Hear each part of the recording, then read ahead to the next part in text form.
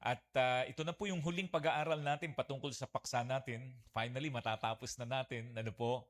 At ang ating pong pinag-aaralan ng huling topic po patungkol sa panalangin na ating tinatalakay ay pinamagatan po nating Be a People of Prayer. Ito po yung challenge sa bawat sa atin. I hope na sa mga napag-aralan na po natin, talagang nandun na yung challenge na maging mapanalanginin tayo. So pinag-aralan po natin nung nakalipas, ano ba yung mga noticeable practices o things na makikita natin sa mga taong mapanalanginin. So pinag-aralan na natin yung unang dalawa. Di nga lang natapos yung pangalawa, tutuloy po natin ngayon. So number one, pinag-aralan po natin, nakikita po natin yung practice. So mga people of prayer, makikita natin, magkakaiba sila ng mga practices, pero meron silang mga kagawian na talagang masasabi natin na ito yung ginagawa ng mga taong nananalangin. At ano po ang nagbunsod sa kanila? Bakit sila naging consistent sa kanilang prayer life? Binanggit po natin yung mga ilang sumusunod na kadahilanan. Una, letter A, they prioritize prayer. Naalala po ninyo yung pinag-aralan natin. They prioritize prayer. Pangalawa po, not only do they prioritize prayer, but secondly, they persist in prayer. So hindi sila tumitigil. So itong mga people of prayer, again, ulitin ko po, hindi sila yung 100% hindi sumasablay. Diba? Pero kahit na sumablay sila ng isang araw o isang pagkakataon, pero hindi nila hayang masundan yun. Gagawa at gagawa sila ng paraan para bumalik. Palagi ko doon nagkakaproblema yung maraming mananampalataya. Kasi lahat tayo mga Kristiyano, gusto naman nating manalangin. Ang problema, pag hindi na tayo nakapag-pray, nawala na tayo dun sa schedule natin, biglang, alam po ninyo yun, biglang naging busy yung schedule natin sa araw na to, parang may bahagi ng isip at kalooban natin na nagsasabi sa atin, huwag ka na mag-pray. Hindi ka natatanggapin ng Panginoon kasi hindi ka naman naging consistent. Pero ang mga people of prayer, they persist.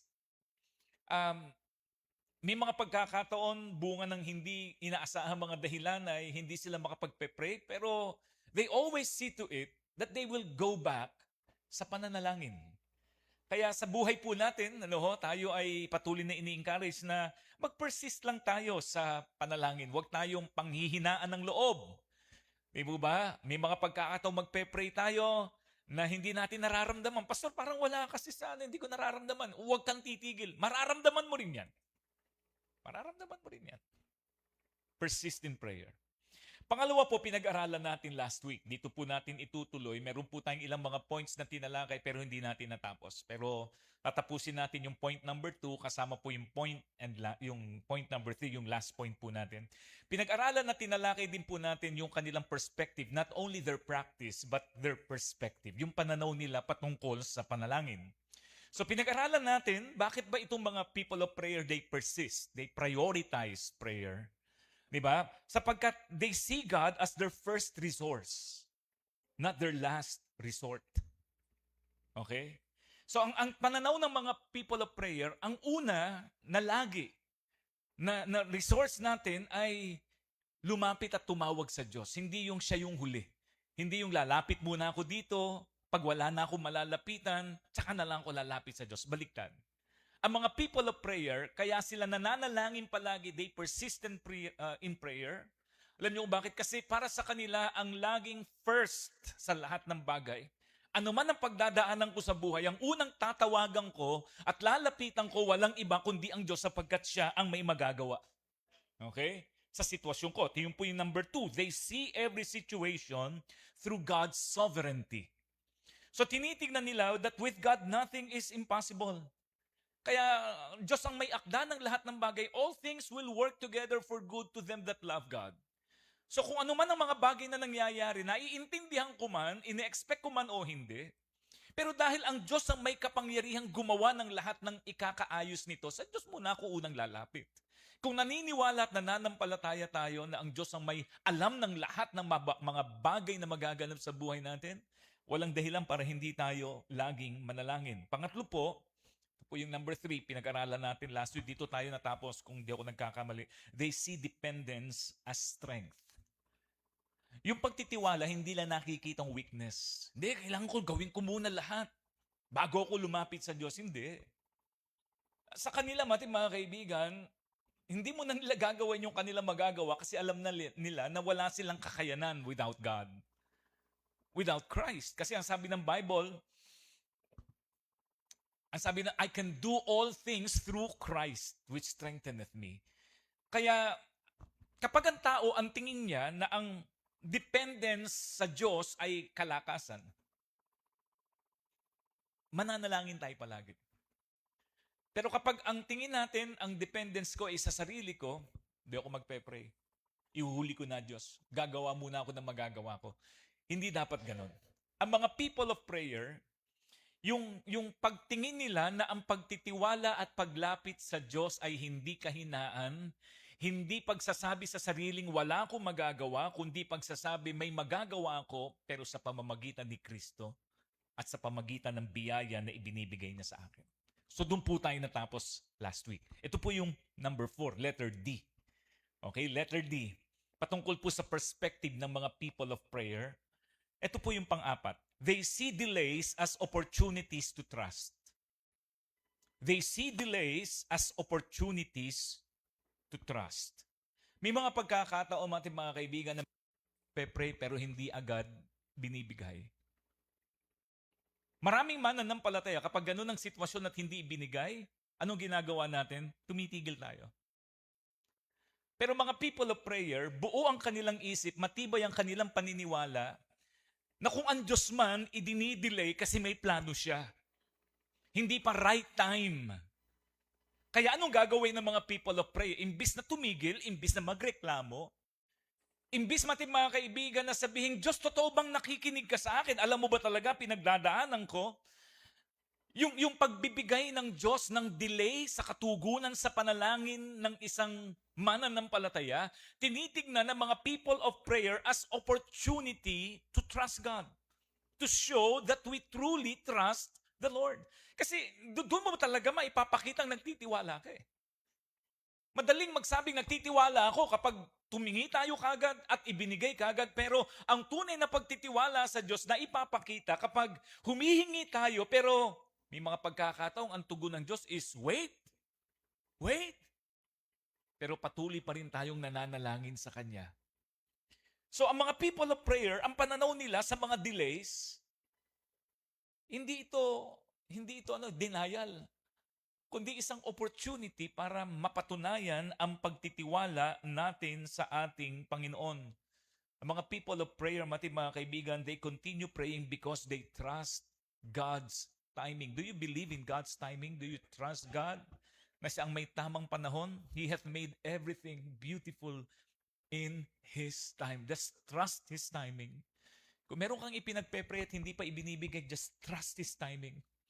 Huwag kang tumigil, huwag kang ma-discourage, but persist in prayer. Sapagkat ito'y nagpapakita ng ating paniniwala at pananampalataya sa ating Panginoon. Tignan po niyo ang sabi ng Isaiah chapter 40 verse number 31. Ang sabi po ng banal na kasulatan, but they that wait upon the Lord shall renew their strength. Huwag kang mag-alala, lahat ng nag-aantay sa kalooban ng Diyos, hindi ka manlulumo. Hindi ka manlulumo. Pwedeng ang tagal mong nag-aantay, tingin ka ng tingin, pero huwag kang mag-alala kasi ibe-bless ka ni Lord. Ibibigay ng Panginoon ang higit pa sa iyong iniisip at higit pa sa iyong hinihingi. Mag-intay ka lang sa Diyos. Intay ka. Huwag kang magmadali. Huwag kang magmadali. Huwag mong pangunahan ang kalooban ng Diyos. Mag-intay ka sa kalooban ng Diyos at sa tugon ng Panginoon sapagkat ang Diyos kahit kailan ay hindi nahuhuli. Ang perspective ng mga people of prayer, God Himself is my greatest reward. God's delay, are not God's denials. Ang pagdidelay ng Panginoon sa mga katugunan, hindi pagdideny at pagsasabi sa ating, hindi ko kalooban yan. There are times and many times, dinidelay ng Panginoon to test us, pero hindi para ipagkait kung ano yung hinihiling natin. Lalong-lalo na kapag alam naman nating kalooban naman ng ating Panginoon. Meron ba tayong ipinagpe-pray na hindi agad-agad tinutugon ngayon? Meron ba sa atin dito na meron kayong ipinapanalangin na marahil buwan na, marahil taon na, matagal na, Continue praying. Continue praying. Huwag kang mawala ng pag-asa. Basta't kalooban ng Diyos, merong tamang panahon na itinakda ang Diyos na ipagkakaloob niya sa atin ito. Panghuli po. Panglima. They see prayer as fellowship, not merely a request list. Ang mga people of prayer talagang nananalangin, hindi nila hinahayaang hindi sila makapag-pray kasi ang tingin nila sa pray, pakikipag-fellowship sa Diyos. Pakikipag-fellowship sa Diyos. Prayer is more than asking God for things. It is enjoying a relationship with Him. Alam niyo kung bakit maraming mga tao, kahit mga mananampalatayang ayaw mag-pray? Kasi ang tingin nila ang prayer parang nagsasalita ka lang ng paulit-ulit na salita. Vain repetition. Totoo naman po, nagiging vain repetition kapag ang puso ng tao mali at hindi tama kapag nakikipag-usap sa Diyos.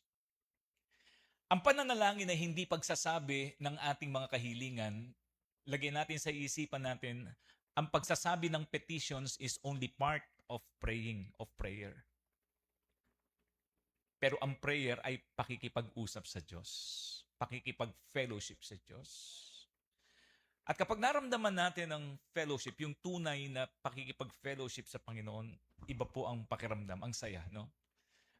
Lahat tayo kabahagi ng fellowship. Lahat din tayo, dumating yung pagkakataon na dati, sumama tayo sa fellowship pero hindi natin naramdaman na ka-fellowship natin yung iba. Hindi natin na-enjoy. Ano? Umalis tayo na sabi natin, hindi na ako babalik, di ko naramdamang belong ako doon, di ko naramdamang okay ako doon eh. Pero nung naramdaman mo na, ay, sarap pala, parang sarap ng pakiramdam na magkakakilala kayo, magkakaibigan kayo, talaga nakikilala. Alam po ninyo, hindi ka na aanyayahan, ikaw na mismo ang babalik eh. Kasi naramdaman mo yung love, naramdaman mo yung care, naramdaman mo yung presensya, naramdaman mo na talagang you belong. Hanap-hanapin mo eh. Ang prayer po ganun eh. Maraming mga mananampalataya hindi nararamdaman ang presensya ng Panginoon sa pananalangin kasi ang tingin ng marami sa panalangin is pagsasabi lang ng request. Baguhin natin. Ang pananalangin ay hindi lang para may masabihan tayo at masabi natin sa Diyos ang gusto natin. Ang number one purpose ng pananalangin is to have fellowship with God. Have fellowship with God. Prayer is more than asking God for things. It is enjoying a relationship with Him. Psalm chapter 24, verse number 7. 24, verse number 7. One thing have I desired of the Lord, that will I seek after, that I may dwell in the house of the Lord all the days of my life, to behold the beauty of the Lord and to inquire in His temple. Ang tamang pananaw, God Himself is my greatest reward. Hindi yung magkaroon ng tugon sa aking panalangin, kundi yung maramdaman kong presensya ng Panginoon, that's the greatest reward. Naalala po niyo yung mga halimbawa po ni Haring David sa Psalm chapter 23, verse number 4. Ang sabi niya, yea, though I walk through the valley of the shadow of death, I will fear no evil, for thou art with me. Nawawala ang hold ng takot kapag alam mong kasama mo at malapit sa iyo ang Panginoon. Ano? Kamatayan na po pinag-uusapan. Pero sabi niya, hindi ako matatakot na humarap sa kamatayan sapagkat alam ko na kasama ko ang Panginoon. Imagine yung kamatayan na yun. Samantalang marami mga kaibigan sa pinagdadaanan natin, hindi naman kamatayan, kundi pangangailangan lang eh. Pero may mga pagkakataon, takot na takot tayo. Alam niyo bakit? Kasi feeling natin, tayo lang mag-isa eh. Doon nagkakaiba yung mga mapanalangining mga tao at naiintindihan ng tunay na ibig sabihin ng panalangin. Kasi para sa mga prayerful talaga at taus-puso at taimtim na nananalangin sa Diyos, pati mga kaibigan, yung paghingi ng mga bagay na ating inilalapit ay pangalawa na lang. Ang number one, mga kaibigan, na nagbibigay ng comfort and peace ay walang iba kundi yung presensya niya sa buhay natin. Dahil alam kong kasama ko ang Panginoon, hindi ako mapababayaan. Walang anumang bagay na po pwedeng makaharm sa akin. Walang bagay na po pwedeng makagawa ng hindi mabuti sa akin sapagkat alam ko na ang Panginoon lagi kong kasama. People of prayer see prayer as fellowship, not merely a request list. Hindi yung pagsasabi lang ng ating mga request. Kaya every time na tayo mananalangin, for us to enjoy prayer, dapat yan yung perspective natin about prayer. Hindi paglapit at paghingi. Ito mga kaibigan ay pakikipag-fellowship, pakikipagniig sa ating Panginoon. I hope and pray every time na magpe-pray tayo, maramdaman natin ang presensya ng Diyos. Huwag kayong mag-alala.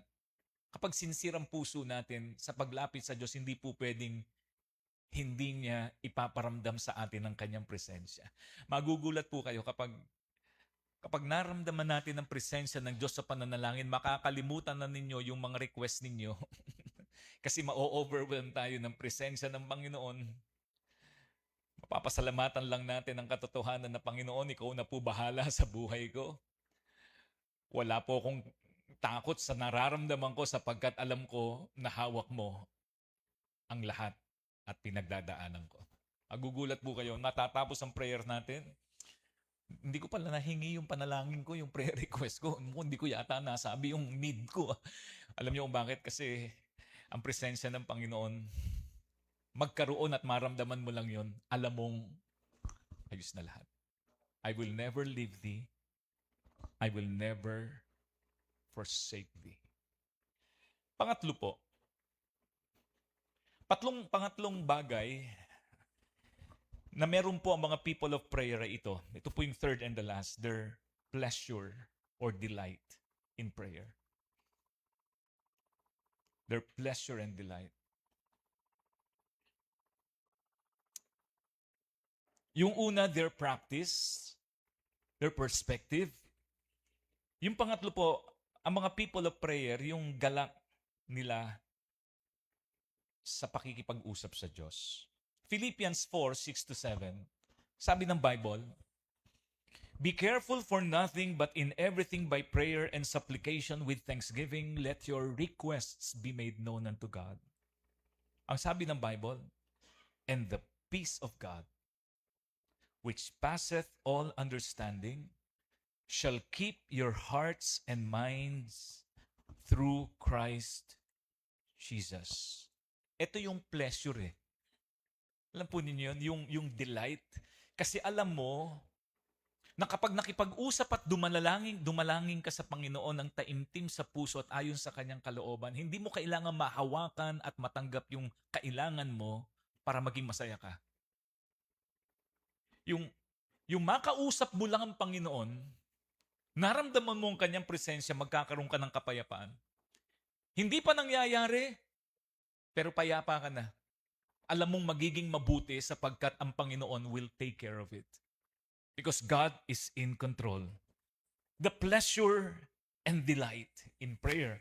Meron pong ilang mga points po tayo dito. Una, the pleasure of God's presence. Yung kasayahan at ganda ng pakiramdam na maramdaman mo ang presensya ng ating Panginoon.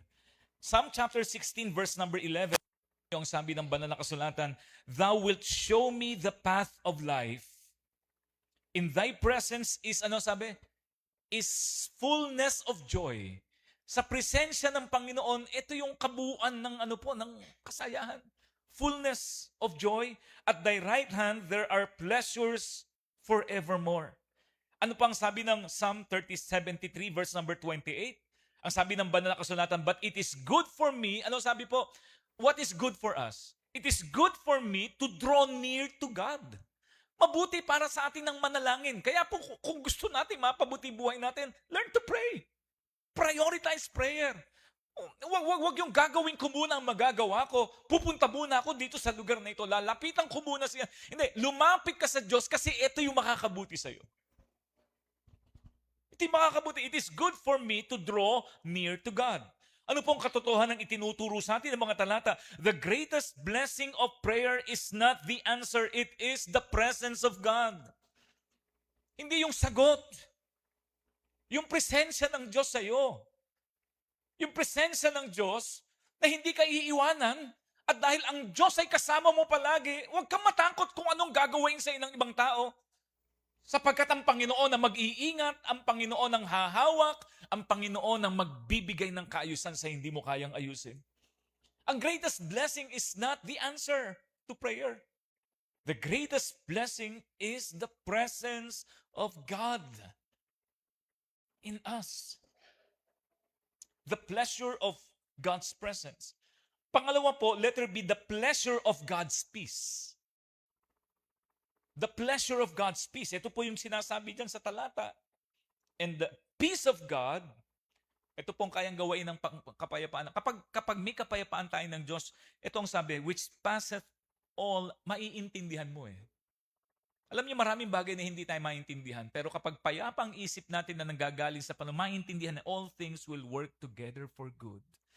Alam niyo, may mga pagkakataon, may mga pangyayari sa buhay nating salasalabat. Alam po niyo, kaya nawawalan tayo ng pag-asa. Naranasan na ba ninyo yun? May mga nangyayari sa buhay natin. Ba't ganito? Nagkakabagsakan. Ba't ganito? Nagkakabuhol-buhol na ang buhay ko. Nagkakabuhol-buhol ang problema ko. Alam niyo kung bakit nagkakabuhol-buhol? Kasi hindi natin nakikita ng maayos at yung damdamin natin na hindi maayos. Pero ang sabi ng banal na kasulatan, kapag natutunan nating itong itawag at ipanalangin sa Panginoon, verse number 6 ng Philippians chapter 4, na may pagpapasalamat, ang sabi ng Bible, and the peace of God, which passeth all understanding, shall keep your hearts and minds through Christ Jesus. Yung pagkakabuhol-buhol, hindi natin maintindihan, yung nagdadala ng stress sa atin. Akala natin walang pag-asa. Hindi. Pag naramdaman mo presensya ng Panginoon at nakaramdam ka ng kapayapaan ng Panginoon, maintindihan at makikita mo ng maliwanag. All things will work together for good. Walang problema na makakasama sa'yo. Kahit problema at hindi magandang sitwasyon yan, gagamitin ng Diyos yan para sa ikabubuti mo. When you have the peace of God. Dahil naintindihan mo ang paraan at ang plano ng Panginoon, hindi ka magkakaroon ng anumang mabigat na problema. Magkakaroon ka ng kapayapaan. Because God is in control. Prayer replaces anxiety with the peace that only God can give. Punong-puno ba ang puso natin at isip natin ng pangamba, ng anxiety, ng pag-iisip? Ang susi dyan, hindi yung katugunan. Alam niyo kung bakit? Kasi lahat ng problema natin, natugunan naman, pero pansinin po ninyo, pagkatapos ng ilang panahon, bumalik uli. Pero kapag yung kapayapaan ng Panginoon nasa sa atin, kahit ilang beses na paulit-ulit ang problema, ilang beses na paulit-ulit ang sitwasyon, pero magiging payapa pa rin ang kalooban natin. Bakit? Sapagkat alam natin kasama natin ang Diyos. I-desire natin yung peace of God. At yung kapayapaan ng Panginoon, nakukuha yan kapag natutunan nating manalangin ng buong puso. Nagkaroon tayo ng isang mapagpasalamat na puso at ng isang puso na nananampalataya at nagtitiwalang tunay sa ating Panginoon. Letter C. Ano yung pleasure? Ano yung delight na nararamdaman natin? At po pwede nating maramdaman hindi lang yung presensya ng Diyos, the pleasure of God. Letter C, the pleasure of God's power. Kapangyarihan ng Diyos. Papakita ng Diyos ang kanyang kapangyarihan. Ilang bagay po, ito po isang bagay about the people of prayer. People of prayer rejoice in seeing God work in ways they never could. Every time na makakaharap sila ng ganumang kalaking sitwasyon at sirkumstansya, hindi nila tinitignan na isang problemang walang solusyon, kundi tinitignan nilang isang opportunity na ipapakita ng Panginoon ang kanyang kapangyarihan. Kapag ganun ang pananaw natin, mananalangin tayo palagi, ano? Kahit na ganong kalaking problema, kahit na anong sitwasyon na pagdadaanan natin, ang first resort natin is to pray. To pray. Kasi alam natin na ang Panginoon gagawa ng kanyang kapangyarihan. Alam niyo kung bakit masaya na nakakarinig ng mga milagro? Kasi imposible, naging posible. Pero alam po nyo kung sino po yung mga tao na nakaranas ng milagro? Yung mga taong nanalangin at nanampalataya sa Panginoon. Ang mga talata sa banal na kasulatan at kwento sa Biblia ng mga imposibleng sitwasyon na naging posible ay bunga ng mga taong humakbang ng pananampalataya, nanalangin at nagtiwala sa kapangyarihan ng ating Panginoong Diyos. Ang sabi sa Jeremiah 33 verse number 3, pamilyar na talata. Ang sabi ng Bible, "Call unto me, and I will answer thee, and shew thee great and mighty things, which thou knowest not." Hayaan mong maranasan mo at kumilos sa buhay mo ang kapangyarihan ng Diyos. Kaya kung meron ka mang kinakaharap na malaking problema, mabigat na sitwasyon, pray. Ka magpanik. Ka matakot. Ka mawala ng pag-asa. Pero tignan mo isang opportunity na makita at maiparana sa iyo ng Panginoon kung gaano siyang kamakapangyarihan. Because with God, nothing shall be impossible.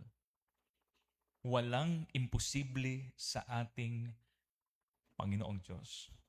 Ephesians 3:20, madalas natin kino-quote ang sabi ng talata, "Now unto him that is able to do exceedingly, abundantly, above all that we ask or think, according to the," ano sabi? "The power that worketh in us."